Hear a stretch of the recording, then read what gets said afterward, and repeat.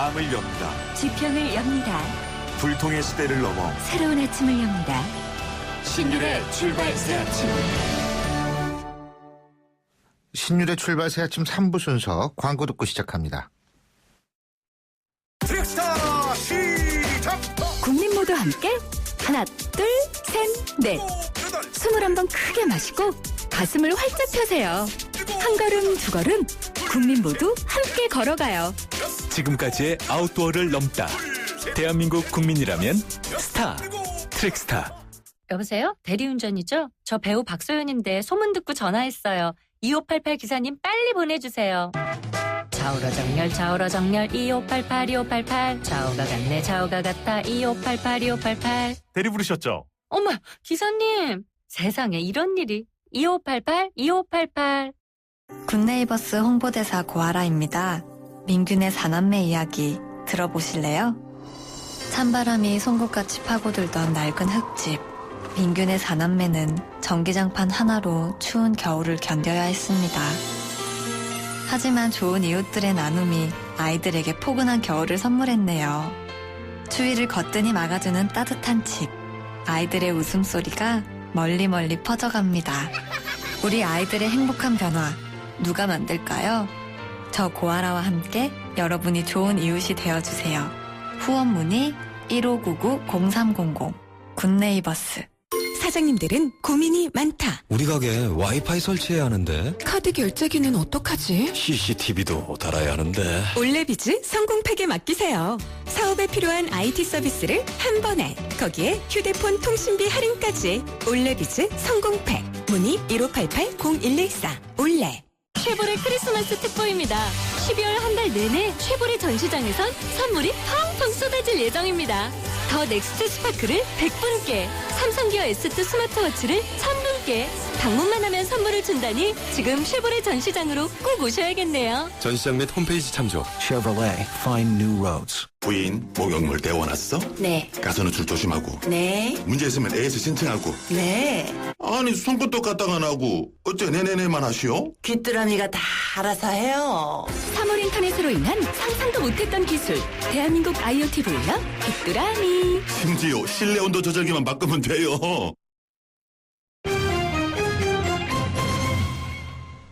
자, 3부 첫 번째 순서 경제 뉴스부터 알아보겠습니다. 최요한 경제평론가 전화 연결합니다. 안녕하십니까? 예, 안녕하십니까. 최요한입니다. 예, 먼저 이 국제 신용평가 기관이죠. 3대 신용평가 기관 중에 하나, 무디스가 우리나라 국가 신용 등급을 역대 최고 수준으로 이 점수를 준 모양이에요. 그죠? 예, AA2죠. 예. 이 AA2 등급으로 상향 조정됐다. 이게 의미가 뭔지부터 좀 우리가 알아볼까요? 예, 그 신용등급이라는 것은요, 전문 신용평가사가 정기적으로 발표하는 국가, 기업, 은행의 신뢰도를 의미하는데요. 예. 그 중에 국가 신용등급은 해당 국가가 발행하는 국채의 신뢰도를 의미합니다. 그러니까 돈 갚을 능력 되냐 안 되냐 이거죠. 예. 물론 이것이 여러 가지 감안해서 결정되는데요. 외채 규모나 경제 성장률 등 경제 상황뿐만 아니라 정치나 안보 등 경제 외적 요소도 반영을 하고요. 신용등급은 자금 조달할 때 금리를 결정하기 위한 매우 중요한 자료고, 외국인 투자자들은 특정 국가에 직간접적인 투자를 할 때 이 신평사의 등급을 매우 중요한 참고 자료로 활용합니다. 아무래도 신용등급이 높으면 대외 교역과 자본 유치 조건이 유리해지죠. 그래서 국제적으로 인정받는 스탠더드 앤 푸어스나 무디스, 피치 등의 이제 평가가 뉴스가 되는 거고요. 우리나라 신용등급이 AA2로 오른 것은 3대 국제신용평가기관 통틀어서 이번이 처음인데, 무디스로부터 AA2 이상의 등급을 부여받은 국가, 전 세계에서 한국까지 7개 국가에 불과하다. 일본이나 중국보다 더 앞서고 있다라는 것이죠. 예. 아니, 뭐, 이렇게 점수 잘 주면 기분이 좋죠. 예. 그렇죠. 그죠? 네. 더군다나 네. 이제 무디스 같은 경우에는 우리한테 좀 박하게 준 편이었었는데. 네. 기분은 좋고. 우리가 크레딧 디폴트 수합이라고 얘기하죠. CDS 프리미엄 금리라고 얘기를 하는 거. 이거는 사실 이거하고 또 별개로 움직여가지고. 사실 우리가 이게 무조건적으로 좋다.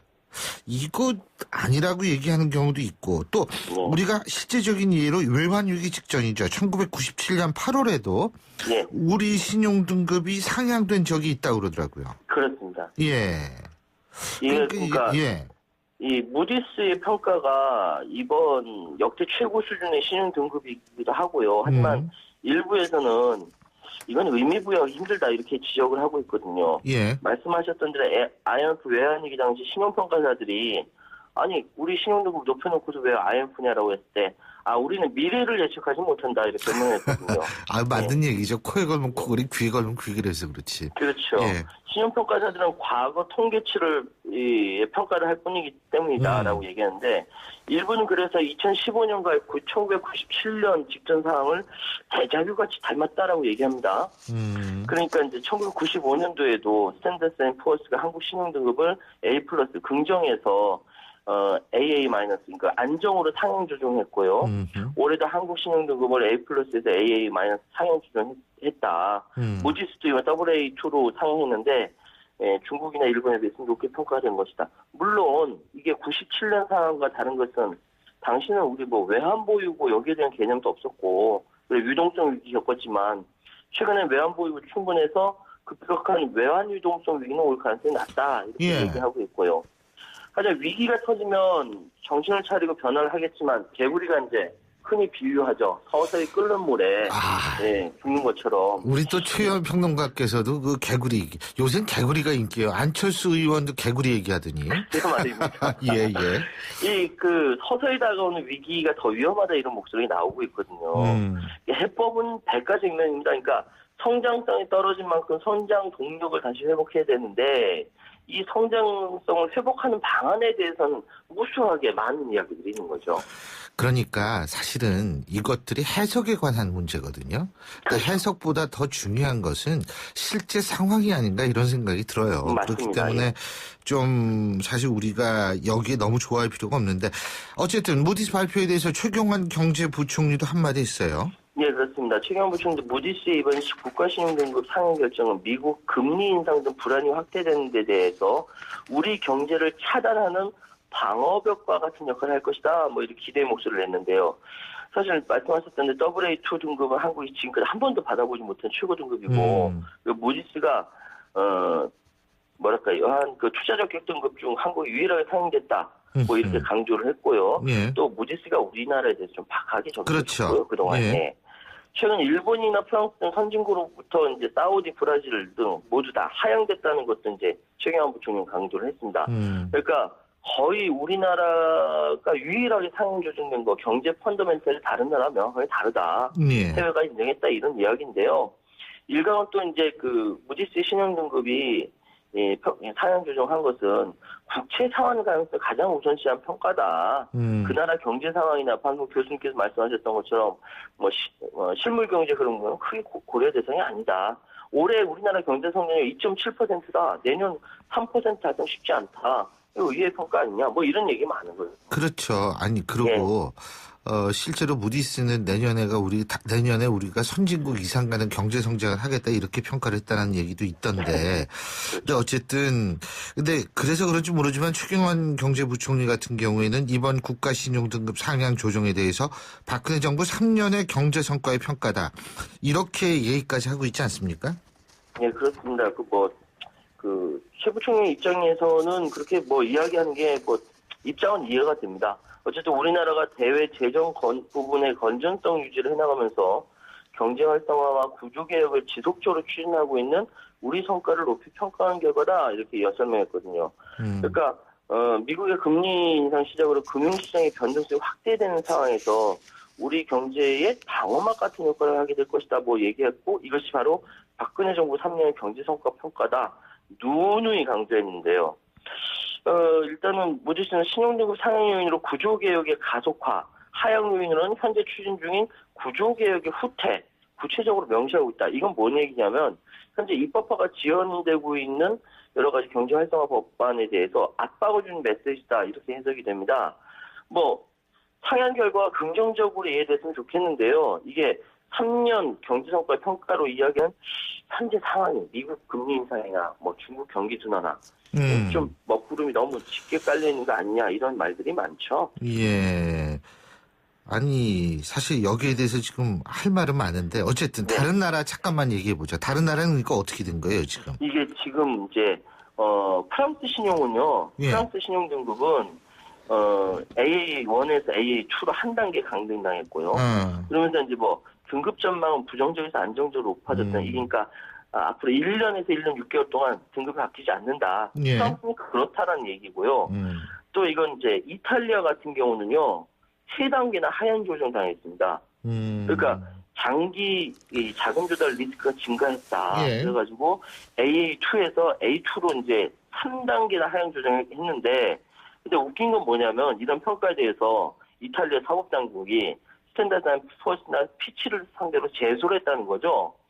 한마디로 신성사가 부당하게 자국 신용 등급을 카자흐스탄 등과 같은 수가 강등해서 경제적 가치를 떨어뜨렸다 했는데, 이거를 이제 그 회사 자체를 이렇게 제소한 게 아니라 거기에서 유독 이탈리아를 싫어하는 전현직 직원 5명과 피치 직원 1명 이렇게 사람을 뽑아서 제소를 한 겁니다. 뭐 어떻게 될지 모르겠는데 예. 다른 나라는 좀 이렇게 떨어지는 것 같습니다. 예. 예. 근데 어쨌든 뭐 이거 좋은 소식이에요, 분명하게. 그리고 네. 최경환 경제부총리가 얘기한 것처럼 무디스가 이제 신용등급 상향 요인으로 구조개혁의 가속화 뭐 이런 거 구조개혁에 후퇴하면 안 된다. 지금 이런 얘기를 했다라는 것도 사실인데 문제는 뭐냐면 이렇게 올랐다 이거예요. 그런데 정부에서는 또 한편에서 그랬지 않습니까? 지금 국가 이 비상사태 위기 상황이다. 예? 그렇죠. 그러니까 이거 직권자 상정해야 된다. 사실상 우리가 이렇게 본다면 이게 3대 성과 중에 하나라면 박근혜 정권에 그렇다면 역설적으로 지금 위기 상황이라고 자꾸 강조할 수 있는 근거가 없어지는 거 아니에요? 글쎄 말입니다. 그래서 이게 굉장히 아이러니컬해진 것인데요. 예. 박근혜 대통령의 위기 관련 발언을 한번 생각해 보면요. 침체에 빠진 업종은 사전에 구조조정하지 않으면 큰 위기에 빠지고 대량 실업이 이어질 수밖에 없다. 또 우리 경제의 대외 건전성을 꼼꼼하게 점검하고 위기에 대비한 컨티전시 플랜도 준비해야 된다. 계속 이야기하는데 이거는 뭐 상식적으로 이전에 그 무디스의 평가가 나오기 이전부터 계속 얘기하는 거고 그 기조를 철회하지 않았다는 거죠. 즉 대내적으로 대외적으로 여전히 위기는 지속되고 있는데 무디스가 이렇게 얘기한 것과 무관하게 우리는 준비해야 된다. 즉 대외 환경은 미국 금리 인상, 뭐 중국의 저성장, 글로벌 침체, 유동성 국면을 치닫고 있는 거 충분히 대비해야 된다. 대내적으로는 이거 국가 채무가 533조 2천억 원이거든요.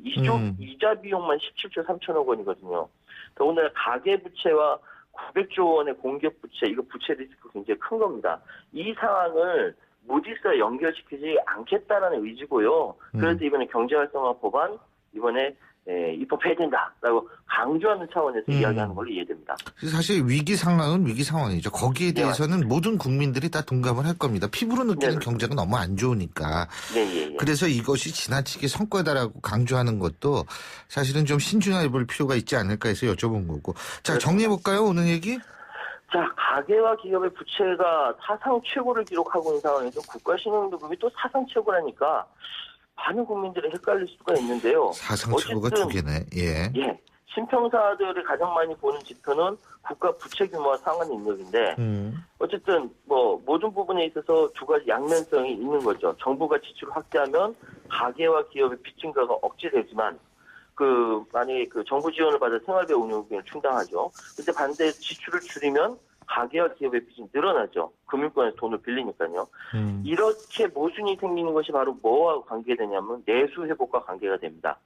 가계와 기업의 빚이 많으면 내수 회복이 지체되고 이 상태는 위기가 닥칠 때 기업과 가계가 쉽게 충격을 받게 된다는 거죠. 지금 바로 충격받기 직전 아니냐 이 얘기거든요.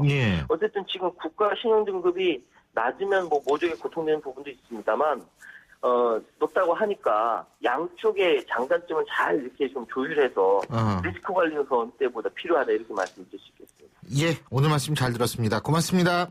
예, 감사합니다. 예, 최요한 경제평론가였습니다.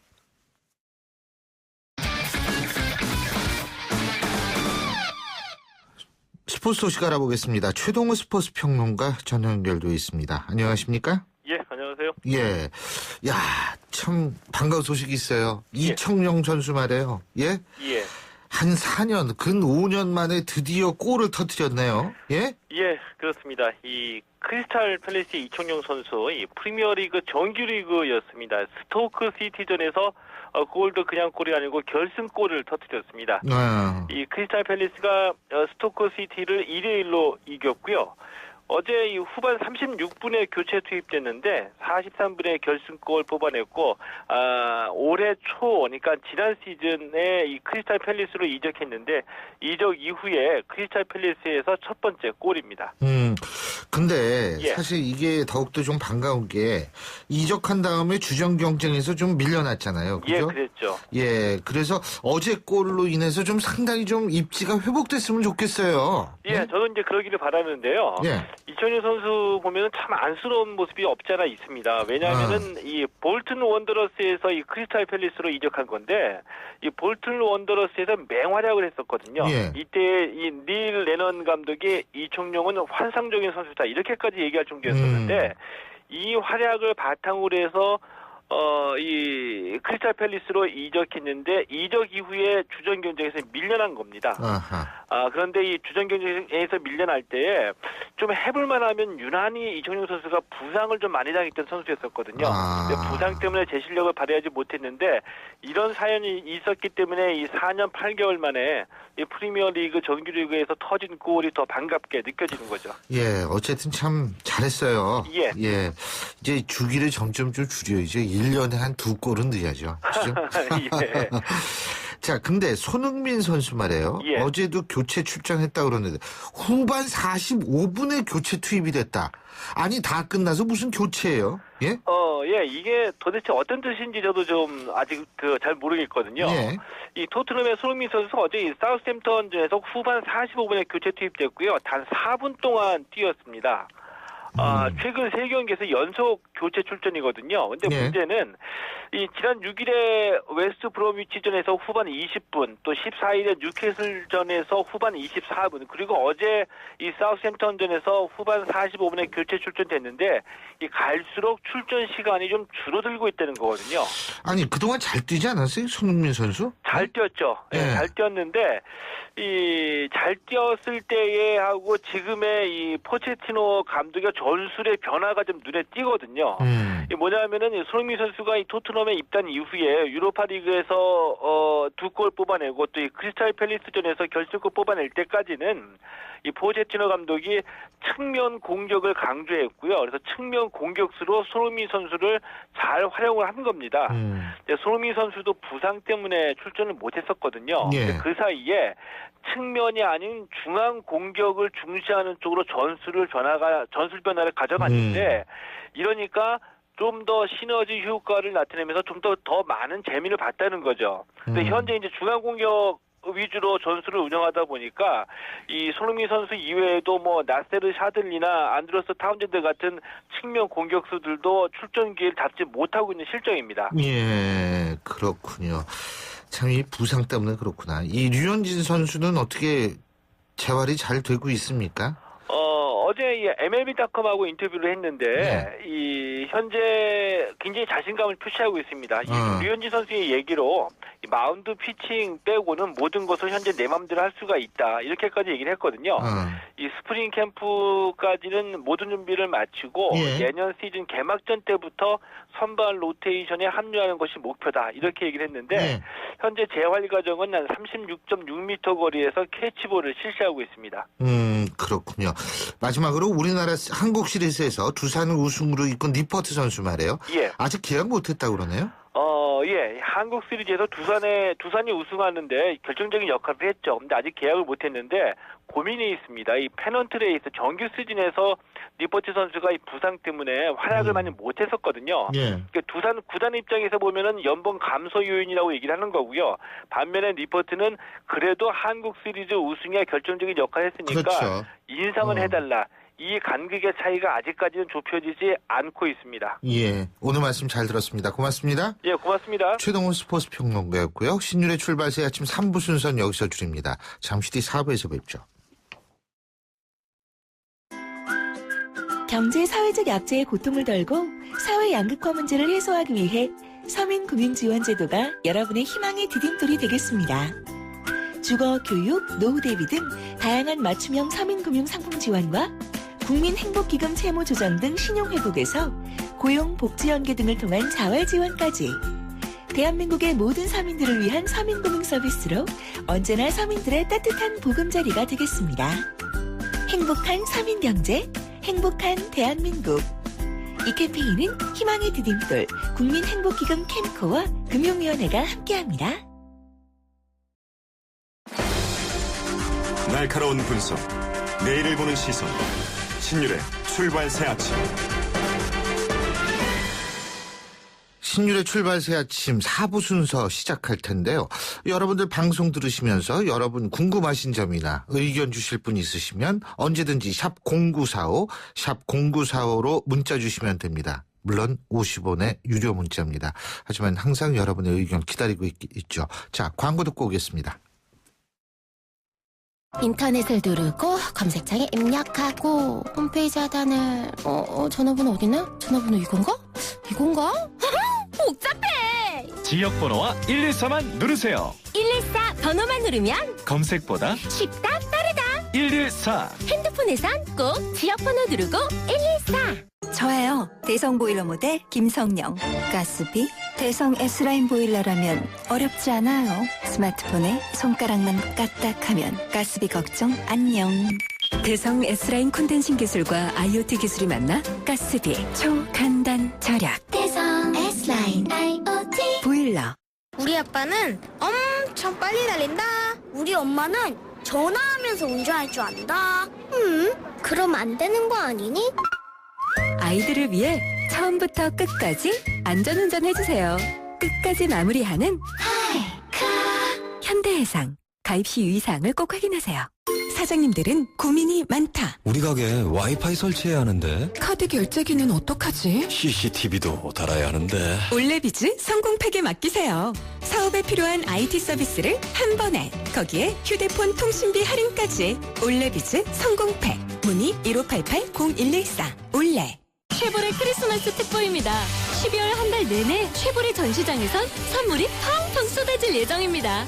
더 넥스트 스파크를 100분께, 삼성기어 S2 스마트워치를 1000분께, 방문만 하면 선물을 준다니 지금 쉐보레 전시장으로 꼭 오셔야겠네요. 전시장 및 홈페이지 참조. Chevrolet, find new roads. 그곳에 내가 모르던 중국이 있었습니다. 1600년의 시간을 거슬러 사시사철 푸른 중국의 녹색 심장을 만나다. 대한항공 중국 란닝 주 2회 운항. Excellence in flight. Korean Air. 학교에서 학원으로 하루가 바쁜 아이들. 숲해설가 최정순 씨는 아이들과 함께 자연을 만나러 가기 위해 기프트카 쉐어링을 신청했습니다. 그래도 배울 게 참 많지. 좋은 생각까지 나누는 모두의 차. 기프트카 쉐어링. 지금 신청하세요. 현대자동차 그룹. 지진입니다. 사장님들, 회사 전화만 바꿔도 직원들 업무 능력이 확 사는 거 아세요? 언제 어디서나 화상회의, 문서 수정은 물론 업무 시간을 줄여주는 U+, 비즈 스카이프. 회사 전화 하나만 바꿨을 뿐인데. 지금 1544-0001 누르고 전화 위복하세요. 고향에 새로운 바람이 분다. 첨단의 바람. 전세대 LED 조명과 스마트 원키 시스템. 생활의 바람. 영화 관람실과 파티룸. 1885세대 대단지. 고향 모감지구 신한 실크밸리. 문의 1522-3381. 신한건설 산업. 뭐라 빠르면서도 저렴한 기가 인터넷이 나와? 그 무슨 이상한 소리냐? 밴드기가 출두요!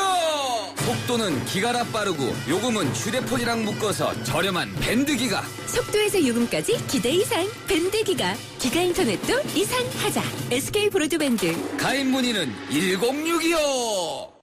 하이마트는 공부합니다. 최신형 스마트폰을. 그리고 그것을 사용할 당신을. 우리가 스마트해질수록 당신도 스마트해지니까. 하이마트 모바일 대전에서 당신에게 딱 맞는 스마트폰을 만나보세요. 내 폰을 갖는 스마트한 선택, 하이마트. 5, 4, 3, 2, 1, 제로. 이자 부담 제로 프로모션. 소나타, 그랜저 등 8가지 승용 주요 차종을 12월에 구매하시면 최대 36개월까지 이자가 제로. 선수율 20% 이상. 적용 차종 및 세부 내용 홈페이지 참조. New thinking, new possibilities. 현대자동차. 월요일 아침에 지금 비까지 내리고 있습니다. 아침에 오늘 새벽에 제가 나올 때에는 진눈깨비가 내렸는데 지금은 거의 비라고 그러던데요. 교통 상황 알아보겠습니다. 더 막히지 않을까 모르겠는데 8시 35분 20초 지금의 교통 상황 김미란 캐스터가 전해드립니다. 네, 출발 새 아침 교통정보입니다. 계속해서 월요일 출근길 정체가 꾸준히 늘고 있습니다. 서울 외곽 순환고속도로는 판교에서 구리 방면, 섬랑 나들목 부근 4차로에는 버스가 고장으로 세워져 있어 이 판교 분기점부터 정체되고 있으니까 운행에 참고하시기 바랍니다. 계양부터 송내까지 6km 구간 밀리고 있고 도리 분기점에서 수암터널, 수리터널부터 청계 요금소까지 15km 구간 정체입니다. 반대 판교에서 일산 쪽으로 하계 분기점부터 수리터널, 시흥에서 노우지 분기점까지 22km 구간 밀리고 있고 남양주부터 하남 분기점, 광암 터널부터 서안암 부근까지 14km 구간 속도가 내려가 있습니다. 경인고속도로 서울 방면 도화부터 가좌 부근까지 4km 구간 밀리고 있는데요. 부천 진출로와 신월 부근에서도 2km 구간은 차 간격이 좁혀집니다. 반대 인천 쪽으로도 신월 부근에서는 교통량이 늘고 있습니다. 출발 새 아침 교통정보였습니다.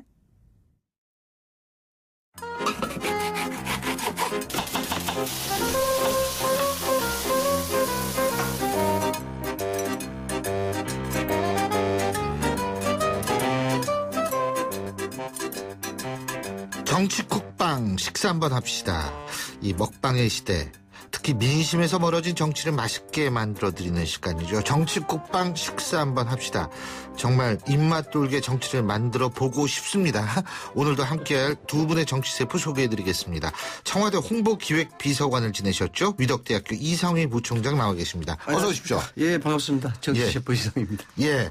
자, 그리고 중앙일보 기자 출신이시죠? 양지열 변호사 스튜디오에 나와 계십니다. 어서 오십시오. 네, 안녕하세요. 예. 자, 오늘 할 얘기가 무지개 많아요. 많죠. 많죠. 이게 연말인데다가 또 아주 이 정치가 재밌게 돌아가거든요. 근데 제가 이 재밌다고 얘기를 하면 이 각 당의 지지자들은 이게 재밌는 게 아니라 왜 심각한데 재밌다고 그러냐. 아니, 정치는 재밌으면 되는 거예요. 이용만 하면 되는 겁니다. 이게 심각한 문제가 아니에요. 이게. 아니, 이거 스트레스를 받으면 어떡합니까? 그렇죠. 우리 쪽 입장에서는 재미로 봐야 이걸 나오죠. 절대로 본인의 감정이입을 해가지고 이 일체감을 느끼면 곤란한데. 자, 안철수 의원부터 얘기를 해볼까요? 탈당 이제 했고 오늘 뭐 계획을 밝힌대요. 어떤 이야기 나올 거라고 보십니까? 이상희 부총장님. 뭐 단계를 본다 그러면은 이제 2단계라고 봐야 되겠죠. 1단계에서는 내가 왜 당을 떠나야 되느냐. 그 땅에 대한 심경을 이야기했다 그러면은 이제 당을 떠나서 구체적으로 뭘 어떻게 하겠다라는 것이죠. 우리가 주목해봐야 될 대목이 하나 있습니다. 탈당을 했을 때 그 당시 이제 안철수 의원이 신당을 만들겠다는 얘기를 하지 않고 안 했어요. 네. 정치 세력화를 새롭게 시도하겠다 이런 얘기를 했거든요. 뭐 여러 가지 포석이 있을 수 있겠습니다만은 이제 그 2단계를 본다 그러면은 정치 세력화를 구체적으로 신당을 어떻게 만들겠다. 또 어떤 형태의 아이덴티티를 가지고 이 세력을 구축하겠다. 이런 것들의 표현을 밝히는 부분이 되겠다는 것이고 만약에 그러면은 이게 2단계 맞다 그러면 3단계는 어떻게 할 것이냐. 이 3단계에서는 앞으로는 그러한 신당 세력에 대한 구체성을 가지고 범야권에 직접 몸으로 부딪히고 설득하는 그런 작업들이 본격적으로 이어지지 않겠냐. 이렇게 예상을 할 수가 있습니다. 그렇죠. 그러니까 이제 신당 얘기를 안 했다가 이제 신당을 만든다. 그러면은 사실은 더 좀 그 결집 효과가 일어날 가능성이 있는 거 아니겠어요? 거기에 기댈 수밖에 없는 기대기를 바라고 있는 분들이 계시고요. 그래서 지금 단계에서는 이제 사람 얘기를 꺼내야 될 시점이 아닌가 싶습니다. 저는 사실 구체적인 모습이라는 게 결국에는 누가 어떻게 같이 갈 거 아니겠습니까? 근데 안철수 이제 전 새정치 민주연합 대표고 이제 탈당했으니 그냥 의원이라고 불러야겠죠. 의원이 그 정치 실험에서 가장 큰 실패는 저는 봤을 때 모여든 사람들을 제대로 관리하지 못했다. 그러니까 본인의 사람이 될 수 있었던 과거에 그런 실패가 가장 큰 실패였다고 보고요.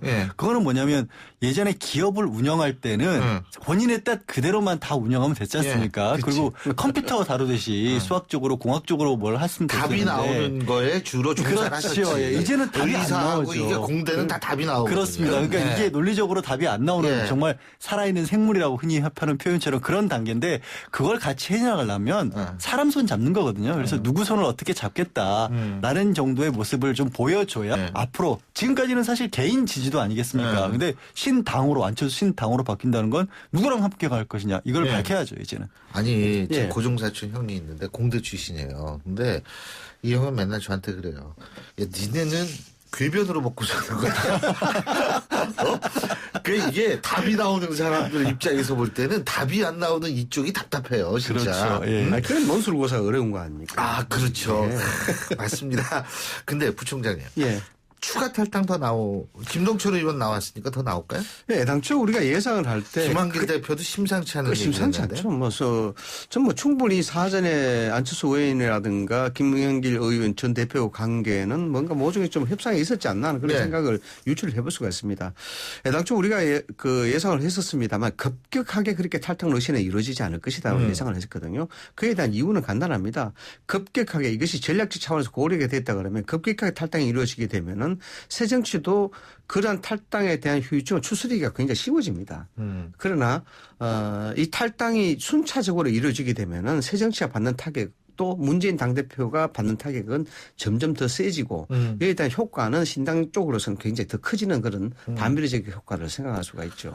그래서 이제 예. 추가로 이야기되는 부분은 결국 이제 문제 핵심 지역은 가장 핵심 지지 기반인 호남 쪽 아니겠습니까? 호남 쪽인데 광주 지역 같은 경우는 8명 정도의 의원이 있는데 이제 강기정 의원만 빼고 거의 다 합류할 것이다. 뭐 그렇게 이야기를 하고 있습니다. 그 중에서 이제 박혜자 의원이라든가 장병환 의원, 권은희 의원은 뭐 지금 뭐 탈당을 시사하고 있는 입장이고 이런 분들이 실질적으로 구당 모임의 멤버들이거든요. 그리고 동시에 어저께 탈당한 김동철 의원 같은 경우에 비주류의 사실상 대표적으로 문재인 대표의 사퇴를 주장해왔던 그런 분이기 때문에 시사점이 있고 이런 예. 구당 모임의 비주류들이 움직이고 난 다음에 실질적으로 이제 김한길 전 대표 측이라든가 박지원 의원 측이라든가 예. 이런 분들이 또다시 합류할 가능성이 제기되면은 임팩트가 더 강해질 수가 있는 거죠. 김한길 전 대표 어제 글 쓴 거 보니까 참 잘 쓰시다. 원래 그분이 원래 작가시죠. 작가시잖아요. 네, 네. 아니 그분이 방송 작가 생활도 하시고 실제로 작가 생활도 하시고 그 제가 예전에 그 심야 토론 MC를 할 때 김한길 전 대표 그때 나왔었어요. 그래서 이분이 나도 심야 토론 작가 생활을 했다. 그때 저는 그 얘기 듣고 처음 그런데 저는 어제 김한길 전 대표의 네. 그 글을 보고 이런 생각을 했습니다. 이게 문재인 당대표 입장에서는 이런 것 같아요. 눈앞에 있는 도끼보다 몸 안에 박힌 가시가 더 아픈 그런 심정이 아닐까. 왜냐 그러면은 저럴 바엔 차라리 그냥 당을 나가주시는 게 나은데. 문재인 대표 입장에서. 그렇죠. 그러니까 김한길 대표, 전 대표 입장에서는 뭔가 이제 감성적으로 이야기를 하고 있습니다만은 저게 심각하게 문재인 당대표 체제를 흔드는 거거든요. 흔드는 거죠. 예, 그러니까 흔들바위라 그러죠. 네? 근데 그 말씀은 이제 문재인 대표가 이제 어제 이제 본인을 설악스 흔들바위 비유하면서 아무리 흔들어도 이제 더 이상 넘어지진 절대 않는 그런 삶이라고 했는데 이게 재미삼아 다른 사람들이 흔들어댈 수 있는 존재로 당대표가 위상을 잡아서는 큰일 날 일이고요. 아마 김한길 전 대표를 가장 경계하겠죠. 무엇보다 그렇죠. 딴살림 차례마땅인 경력이 있으시기 때문에 최대 개파니까. 최대 개파고 수도권 쪽을 장악하고 있지 않습니까? 그리고 뭐 누군가는 그래서 안철수 그리고 김한길 전 대표가 중도적인 이미지가 많잖아요. 그렇죠. 그래서 안철수 의원 나가는 거 보고 내지는 뭐 어떻게 보면 좀 상황을 지켜보고 어떻게 할지를 겨냥하려고 부추겼다는 말을 누군가는 할 정도로까지 사실 김한길 의원의 행보가 가장 비추가 주목이 되죠. 근데 그렇죠. 저는 김한길 의원마저 나가게 될 경우에는 그냥 이제 흔들바위 얘기를 하면서 문재인 대표가 한 얘기가 남은 식구들 이렇게 똘똘 뭉쳐서 잘 살아보자라는 얘기 아니었습니까? 그래야 나갔던 사람도 돌아온다.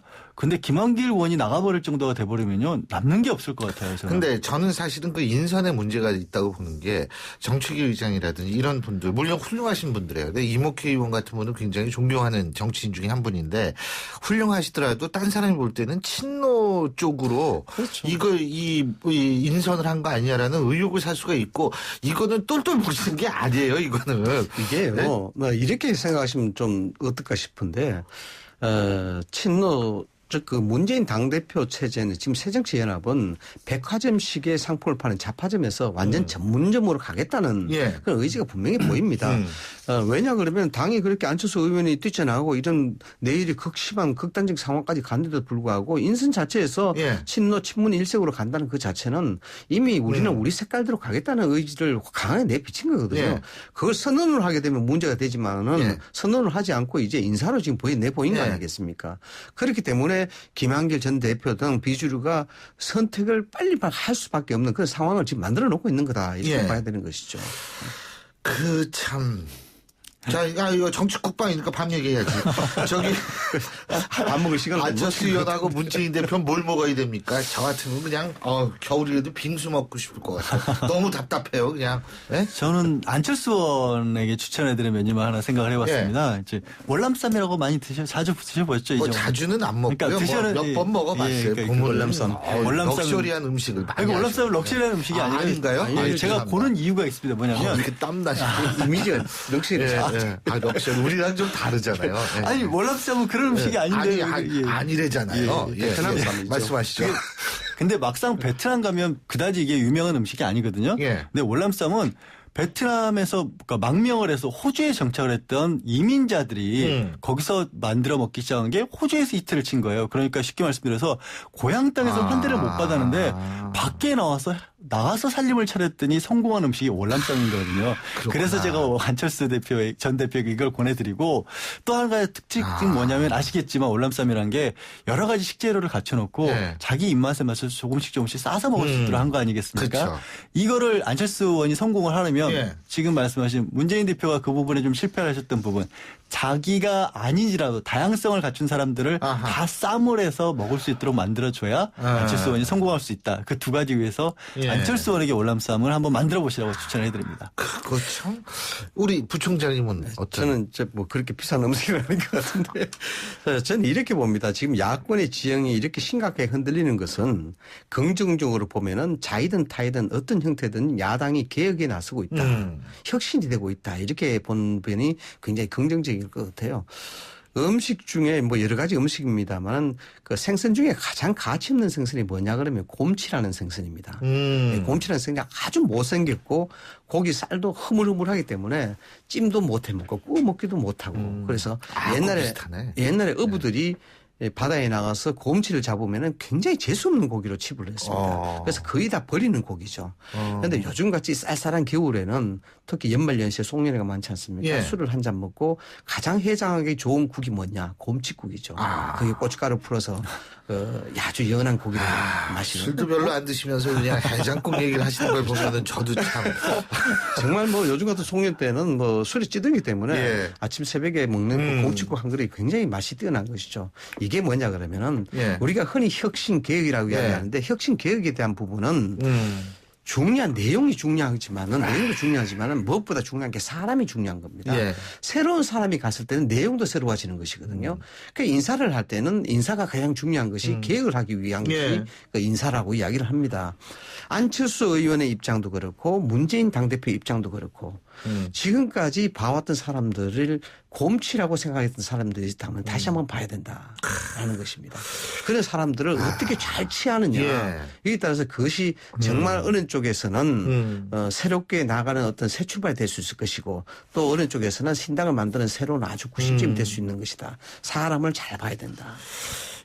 자, 그러면 밥을 또 먹어야 될 사람이 또 있는 게 바로 이 직권상정하라는 국가 비상사태니까 이 직권상정하라는 청와대 측하고 직권상정 성을 갈겠다라고 얘기하는 정의와 국회의장하고 이 두 분은 뭘 먹어야 될까요? 우리 저는 생각해 본 게 이제 대추 솥밥 생각을 해봤습니다. 솥밥. 솥밥이라는 거 이거 아시지? 뜨거운 한식이 몇 년 만에 양변사님께서 한식이 몇 년 만에 나오시네. 아니 저 한식 좋아합니다. 그러시구나. 대추도 넣고 은행 같은 것도 넣고 견과류도 넣고 그런데 대추 때문에 보는 게요. 대추가 이게 진정작용이 굉장히 뛰어난 음식입니다. 진정작용. 그리고 대추 볼 때마다 대추를 안 먹으면 한 살 더 먹는다는 얘기도 나올 정도로. 그럼 이건 사정치민주연합 쪽에서 많이 먹어야겠네. 대추가 흥분하면 가라앉히면.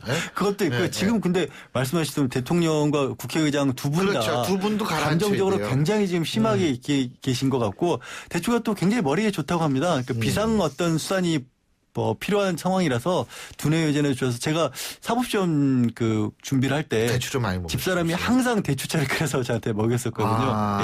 그래서 대추를 드시라는 의미에서 대추솥밥. 이게 웬만해서는 풀 수 없는 상황이 지금. 결혼하셨네? 전 총각인 줄 알았는데. 왜 그러세요? 그러니까 진짜로. 대추 먹고 사시 걸렸네요.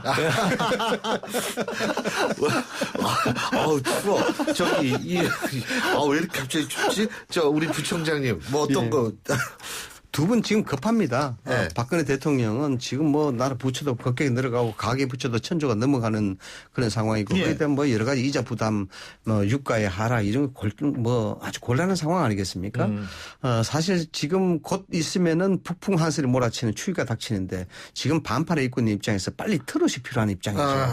그런 측면에서 정의화 의장에게 그렇게 부탁하고 또 그쪽 압박을 넣는 그런 입장 아니겠습니까? 반면에 정의화 의장의 입장으로서는 뭐 안 하는 게 아니고 못할 수밖에 없는 상황이고 법이 그렇게 됐으니까. 그래서 정의화 의장의 입장도 굉장히 좀 난감한 그런 상황이죠. 그런 상황에서 이 전체적인 국민을 생각한다 그러면은 두 분 다 굉장히 급하다라는 것입니다. 김밥을 권하고 싶습니다. 지금 뭐 근하게 상을 차려서 밥을 먹을 그런 상황이 아니고 김밥을 권하고 싶은데 이 김밥이 사실 이제 일본에서 유래가 됐다는 얘기도 있고 우리나라에서 유래가 됐다는 얘기도 있는데 우리나라에서 유래된 게 사실 긍정적인. 저는 그게 맞을 것 같아요. 네, 맞습니다. 왜냐하면 삼국유사에 나와 있습니다. 이 복삼이라는. 아니 삼국유사까지 김밥이? 네. 그럼 삼국유사에 나와 있습니다. 김밥이라고 명시가 안 돼 있지만 그게 복삼이라고 해서 뭐 김에 또는 시금 배추잎에 사먹는 그런 밥 이걸 복삼이라는데 그래서 유래가 됐다는 것이고 김밥 안에는 김에 한 장에 밥이 들어가고 우엉이 들어가고 단무지가 들어가고 계란이 들어가고 여러 가지 종류가 들어가지 않습니까? 이런 것들은 뭐 1950년대부터 이제 나오는 김밥 형태라 그러는데 이 급한이만큼 우리가 많은 것을 모아 담아야 되는 그런 급한 시점이다 이거죠. 곧 정말 북부 한세 몰아쓰는데 우리가 어떤 식으로의 여유를 가질 그런 틈이 없다. 그래서 우리가 중요한 회의를 할 때는 상을 물리고 김밥을 먹으면서 회의를 하지 않습니까? 그런 절박함을 좀 느낄 필요가 있다. 라는 생각에서 저는 김밥을. 그렇죠. 절박함 중요하죠. 그리고 지금 절박한 분들이 정치 시인들도 절박해요 지금.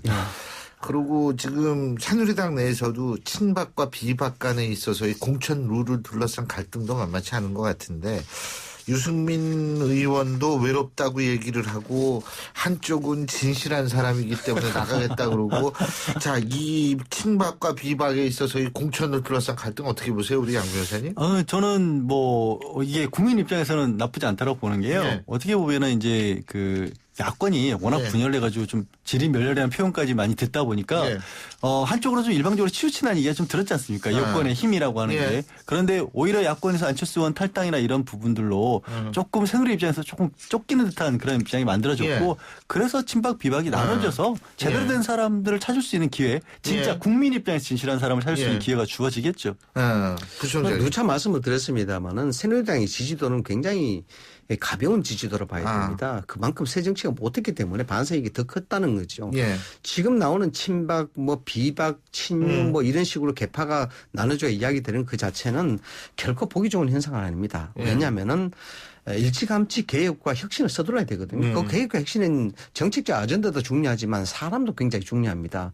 새로운 사람을 찾는 그런 작업들을 해야 되는데 결국 지금 보면은 기득권끼리 누가 많이 먹느냐 적게 먹느냐 이 싸움을 하고 있는 것이거든요. 이런 측면에서 안철수의 신당이 만약에 태동하게 되고 거기에 따라서 새누리 쪽에서 명망 있는 사람도 움직이기 시작하다면 굉장히 힘들어질 수 있다. 알겠습니다. 우리나라 정치권은 그래도 고맙습니다. 매주 해도 이렇게 할 얘기가 많았잖아요. 오늘 두 분 말씀 여기까지 듣겠습니다. 고맙습니다. 고맙습니다. 감사합니다. 지금까지 위덕대학교 이상희 부총장, 양지열 변호사 두 분과 함께 했고요. 자, 월요일 날 보내드린 신율의 출발새 아침 오늘 순서는 여기서 모두 줄이겠습니다. 오늘 지금 비가 내리고 있는데요, 여러분. 비가 내리는 월요일 아침입니다만 한 주 활기차게 출발하시기 바라겠습니다. 전 내일 아침 7시 15분에 다시 오죠. 신율이었습니다. 고맙습니다.